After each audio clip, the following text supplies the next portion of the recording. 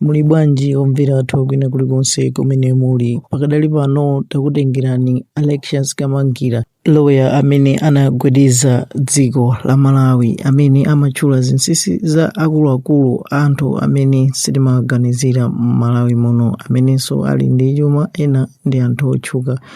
Takhalani pompo mumve zomwe walankhula mvidiyo imeneyi. Nyasa Trends. Because ajinagwamba si anthu wamba eti ndi anthu onena zonena kuti they are not only celebrities but the celebrities that are enjoying misonkho yanu kuma anthu ambiri sumaziwa kuti what they show out there chuma chimene amaonesa kapena kuchita bwino kumene amaonesa iwo amaonesa kuchita bwino from ndalama za inu. Iwo aja ni malondire, you know, they wash money, they clean the money, they launder money for people with their connections in the Gwamba, also different politicians.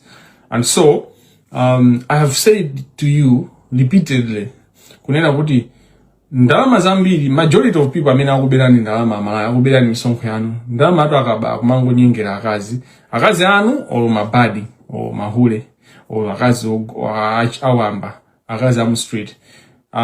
Ndikanena izizi ena amazaona ngati ndingokamba koma umaumbona okhautani akubwera, you know. And ndalama zanu amaja ngati makaka, ndalama za inu zimene zikusoweda ma forex imene ikukanika imene mukulephera inu ma Gen Z kuti mulipire mayeso kuti inu abambo ndi amayi kapena family yanu kuti mujese ifaja ka business kanu kamene kamasowa forex kuti mupeze forex imene simukupeza koma inagwamba abapeza forex imene kumakanyengera mahule ku Santon. Like, this seems like a joke, this seems like, but this is the reality of Malawi. Kunena unena kuti tagulisa dziko chifukwa cha mahule, chifukwa chofuna kumanyenga mahule, chifukwa cho, like, this is serious. Like this is serious, you know. But I do not have the energy to talk about these issues. These are issues that need a lot of attention, and they need me to be, you know, to be energetic. You know me. You know, I put my heart to a conversation. I don't just, you know, want to talk on the surface. So I want to apologize. Today it's not work. It's not gonna work today. I was tempted to bring in a different story altogether, a different issue. Komano, palibe chinthu chimene ndikuchiona kuti ndicho chapa mwamba kapena kuti tingocheza chifukwa ifeyo sinthayo kuti tizicheza. Ndimaona ngati kuti we don't have time to chat. Even how you say this, you know, we don't have time to waste. We don't have time to waste. Komano, there's one thing that I can say, perhaps. I wanted Goody, I should have a social media blackout like for 2 days, but Scourgers is playing, so at least on Sunday I'll be available. Tomorrow I'm probably not going to be available unless mpange scandal, unless inuyo majani iniyo akateo mukale kuti mapanga blanda yo disingapange desist yonena kuti it needs to be, you know, discussed or brought out immediately. So then kupange no niso ma guys kateo panopa ya nyamuga, majority of kateo ya nyamuga ilu ku Morocco, ikupita ku Morocco, ena Afrika kale ku Morocco, you know. Musa passing hand ku Morocco, Musa bange behave yourself. We don't want we don't want to talk about you, you know, and be in your hotels. Ndamfa zambiri mbizi mezuitika ma hotel, it's just too much. Like, can you just behave? We want to focus on the scorchers. We want to focus on the girls. So in your kateo, mwanyamuga, mapita ku Morocco, Musa dibwesele people zoiba, agalo inu, anthu oipa inu, asatana. Don't, basi na scandal, basi mufuna kumene kucha maitane, ma girls ajama, bwese fotu kaya mukuna ngatiya mufuna musokoneze kampu. Don't distract our girls. Can you, inyo mpira umamenyido inu kulibe ku Morocco kota asien like these girls to play. So the Scourgers focus.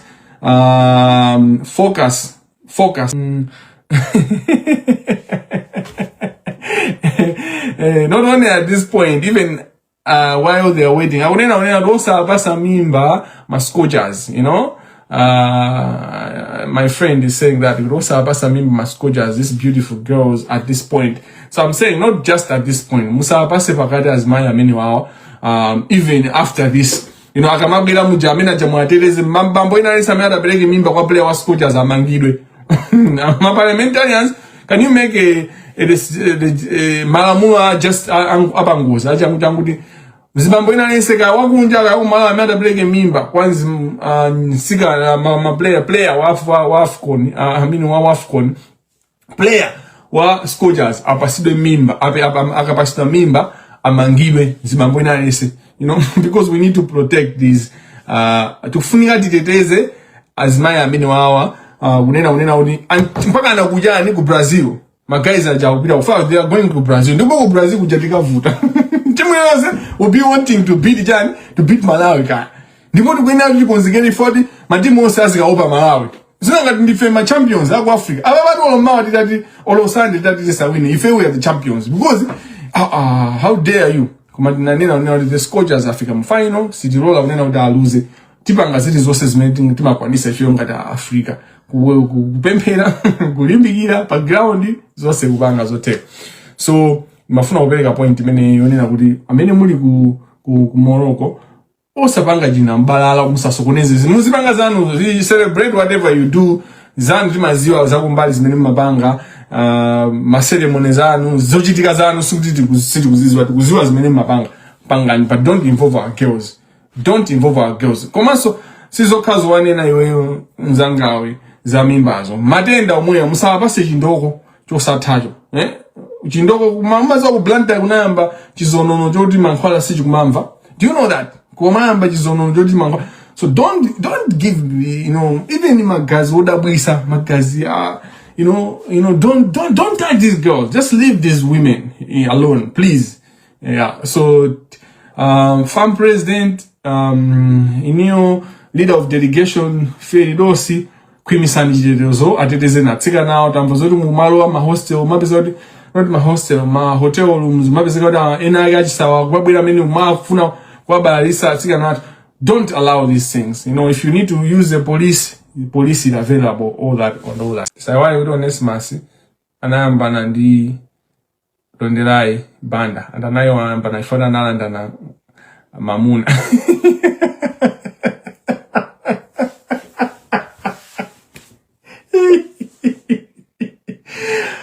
anyamala wila wenewa asibamba wila wenewa anaanda na mamuna mamuna yo mtuende. It's hard I don't know, man. It's, you know, nzake uyu Ndani onesipasa anayimbaso nyimbo yonena ulina kuti calculator afuna wafusa kuti moyo wanga calculator mugizi wa calculator. These guys they try to shut you out, you know. Amafuna kumakuuza niniyo kuti musamaganize the music. When you listen to the message, you're trying to don't think musaganize, don't ask questions, you know, because wadalisa they want to calculator, they want to find out how I made it. In South Africa, Musantoni. Santoni go andalisa. Santoni go andalisa. Even Zodiac can report kunena maliseja ya kusoa ujani kulowa shiri kunsanja kuti maliseja ya kusoa Zodiac. You think that's normal? Iniyo wala udi ni normal kuti it's normal kuti a reputable publisher a YouTube media house ngati Zodiac ndikubanga report kunena kuti maliseja ya kusoa mukaniza kuti zimezo nza normal. That should tell you the level of ignorance, how our country is moved by emotions. Could it many Zodiac ikabange report kunena kuti maliseja ya kusoa kujikwa. You know what's funny? Maybe most of you did not observe this. Obviously, this is my observation. Pa video imene kamena kuti pa post imene kumtulankhani wa Zodiac ananena kuti maliseja ya kusoa kujani kunsanje kulowa shire. Panali comment pa Facebook paja from munthu oti naphunzira naye ine kuchanko ndinankamenya naye Chanko FC. You know, he was a very good player. Ndamuyiwala dzina lake maso ndisamutchule to protect them. Chifukwa imene yonse corruption ndi basi ndikuti ndopanda nzeru basi. Munthu amene naphunzira naye zaka zanga ine ndinali Chanko limodzi ndikuti masewera Chanko FC limodzi. He was a very good player actually. A defender, a very good defender. De anapanga comment pa news ja Zodiac imene aliba unena kuti maliseja ya kusoa. Iyo ndo kupende koko, amakhala kujani, amakhala kujikwawa, ndo kujikwawa, ndo kulowa shire. Ndi anapanga kumende ndizoona adi, maliseja akusowa adi, zizi nizoona. Wakuchankoto, ndipo anakonza straight. Anayo olimbikira buno bwino, ndipo I don't think kuti analemba pa masabwina ndawiri atatu. Sana upanda nzeru at the chanko level. But this guy commented pa page ya Zodiac atalemba unayo kuti maliseja akusowa. Nene ndinamfusa unayo kuti iwe waona maliseja watasowa adi sana yange. And in mamene nina zote zinzawo jitsiro. Ndipo mpamene na zote dziko lathu lili msabo. Our country is in trouble because they educated. Tima adalira kuti anapita ku school ndamene swali kuti andumbulu opsha kwambiri. Because when the Bible says ulinditsoka iwe kolazimu, ulinditsoka iwe bedside, chifukwa zimene waphunzira mwa iwe ena akakuli waphunzira mzinda wo bwezi utasinthika. What it is kunena kuti munthu amene waphunzira ali ndi degree kandi ma degree ndi akakhalanso wokhulupirira zikhulupiriro zamankhwala opanga basi mob justice imachokera kuti agogo wawa ndi afiti, agogo wawa afiti ti aphe agogo wawa mpaka anthu ndikuapha mudzi muti. Zimene zijato zimachitika kumuzi kuja because anthu a town ife timazikhulupirira. Inu mukuganda kuti anthu akumuzi aja alibe abale a one town. Why is it kuti anthu akumuzi aja sana sinthe chiganizo chawo chifukwa cha abale a one town? It's because anthu a town aja they fuel that. Why? Anthu a town isapita kumudzi chifukwa kumudzi kuja mauba kuti akaphedwa. They don't take ana kupita nawo atakalodza. So the chikhulupiriro cha ufiti, the belief in witchcraft is actually embedded in anthu antown ife, anthu amene tinapita ku school, anthu ophunzira afe. Ndi amene timapitiriza chikhulupiriro chonena kuti ufiti chenja. So as gogo aja amaphedwa, yes amaphedwa kumuzi for the government is far away. Are you getting it? The reason why people die or they are stoned kumuzi kuja more is because the government is far away. The police are far away from the people. Ndawona mujamuka amba chipolo ya police ajama za turugira. So, I blame more. We don't address the issue properly. Illiterance levels. What is illiterance level? What is illiterance? Even the illiterance level is a problem. Population can't open zero. Ndiko vote so ndiko la week as population can't open zero. Zimene na punzira so and this many makrubia. It's not even good. So, njiro ndione na kunena kuti tugwene na kunena kuti samango yangana. We should not deal with these issues blindly. Ndichifanya kedu kutana ndikatangale ndikovuta. It's not easy. Koma ti sititopa. Koma kutana ndikatangale ndikovuta chifanya zoti even the educated masses, it needs education. Even an mera bita ku college, amena tenga degree. Akufuni aso mapunziro abade adera. Then zimene zimapese kuti basi, it's problematic. Money laundering imene machitika ku Malawi in other countries is not worth it to be called money laundering. Why? Because money laundering has to be sophisticated and well planned and well structured. Ku Malawi kuja kuma mhala kutaba ndalama aba nkupitisa kwawa awandu kuzitenga kuzipanga kwabo zile sasa. Like already kuti ndalama zachoka pawa zapita kwawa, ndalama zachoka kwa Kongo zapita ku banki ya FDH banki ampinga njira atenga ndalama zija ampasa Bushiri wampasa ndalama zija Gwamba watenga ndalama zija wabweza kachenji kamene wasana nako wapita ku Santoni kwa phakira mahule kumeneko chanjani kudya life basi azibwerako abweraso kuti alibe ndalama so afuna soda abangirani aloe mu system ina abange so money laundering because okay, this is one of the reasons why you're like iwe chan wina amanena wanda iwe Alexius manena ine ulindi ni money laundering ineyo menenda saukira. Okay, kunena kuti money laundering doesn't mean that you're rich. In fact, the majority of people that are involved in money laundering are poor. Why? Money laundering, you have to live an expensive life. You have to, if you are a launderer, you have to live a life that will pretend. You have to pretend as if you have money, so that people can believe that you have money. So to do that, you finance that lifestyle. And the people that want to use you as a laundry, ama kupanga finance. Kuma patre, user so drama zako. So, drama zijezika bwera, zambiri, zimabita sustaining that life. Kumano sukudi we umakakudu, umajezo chepa kumene, and umasanduka kapolo. You're a slave. Money launderers, majority of them are not happy. Mena lili Tomu Mpinganjira. And hambiri Tomu Mpinganjira muona kumana hey, he's rich and all that. And amena maziwa worth. And amena maziwa juma management ndela right? And Olemea amena maziwa juma maende. Amaziwa da. So we ndo osauka Tomu Mpinganjira. Kuma Tomu sudinga ni he's a billionaire in dollars. Oh, billionaire in dollars. I mean, billionaire in dollars. Do you know billionaires in dollars? You know.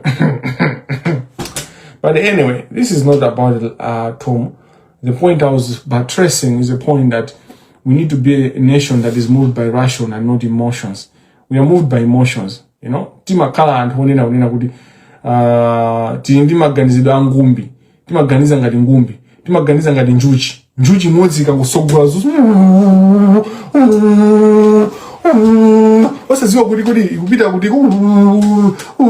We want to move in emotions and we want to move in a group. It's okay to be different and to think differently. This ganizalisa kamati Koma leno nyimbo zambiri zimene zimayimbidwa ndo imba amene wawa amapanga promote kuti musamaganize. They promote you not to think. They promote you to also not ask questions, you know. So I just wanted to say that that this guy Andrea Bocelli, you know, this is Friday, you know. Osama opa kudendidwa kuti ndi wansanje. Osama opa zimene sinkhani. Ngati wewe ukuzori si wansanje, palibe kuchimene wena kusuntha. Koma ngati uli wansanje usinthedi, you should uzigunde pantima upange mea kupia ndachimwa kupambana. Komano thinking differently and calling out people and asking people questions about their worth. Sinsanje. Palibe.